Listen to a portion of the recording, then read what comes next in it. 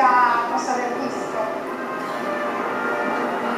Oggi la nuova resistenza di cosa consiste? Ecco l'appello ai giovani, di difendere queste posizioni che noi abbiamo conquistato, di difendere la Repubblica e la democrazia. E cioè, oggi ci vuole due qualità, a mio avviso, cara tutti.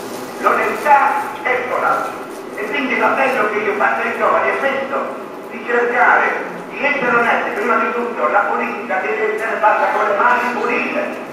Non ci possono essere siete qualche scandalo. Siete qualcuno che la scandalo. Siete qualche uomo politico che approfitta della politica per fare i suoi sporchi interessi, deve essere denunciato.